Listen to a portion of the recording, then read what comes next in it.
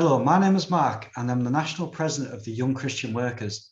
This week, the YCW, alongside many organisations and businesses, have been celebrated and been accredited as the living wage employer, and this year the foundation is celebrating its 20th anniversary.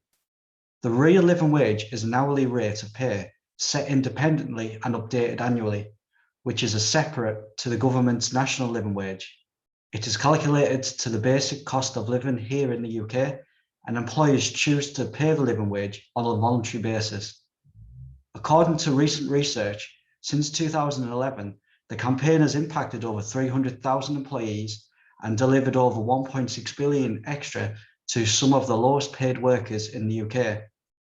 In 2016, the government introduced a higher minimum wage rate for all staff over 25 years of age, inspired by the Living Wage campaign, even calling it the National Living Wage. However, this wage is not calculated according to what employees and their families need to live. In August 2020, the YCW was accredited as a real living wage employer by the Living Wage Foundation. As well, in October, we gained accreditation as a real living hours employer, and therefore continuing our tradition and belief of dignifying the human person with fair and decent employment. Young people have the right to a living wage. In some places, they are being denied the government's national minimum wage. We already know that young people have suffered greatly in the world of work as a result of the pandemic, and the risk is that many young people will be left behind. This year, we have seen the real living wage increase to £9.90 outside London and £11.05 living in London. Last month, we heard the government will increase the national minimum wage to £9.50 for workers over the age of 23. It's great to see that workers, especially young workers, will receive a rise in their wages.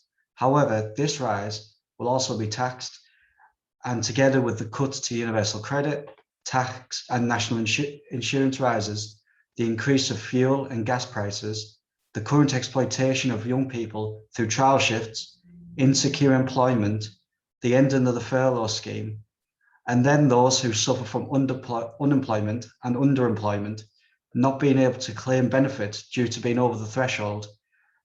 This all shows us that it's still not enough for people to live on. Since 1891, the church has spoken a great deal about the human dignity in the workplace and the call for a just and fair wage. Pope Pius XI in Quadragesimo Anno, which is the document celebrating the 40th anniversary of Pope Leo XIII's encyclical Rerum Novarum, refers to a just wage by saying that every effort must therefore be made that workers of families receive a wage large enough to meet ordinary family needs adequately.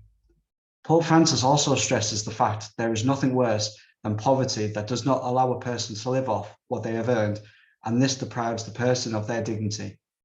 Furthermore, this is a result of an underlying social choice to favour an economic system that puts profit over the person.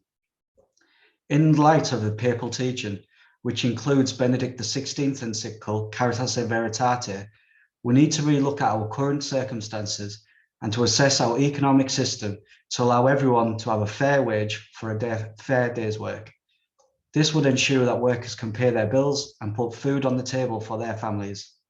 Employers have a moral duty to provide a just wage, and they should look to go further to what the government have announced and provide the employee with a real living wage.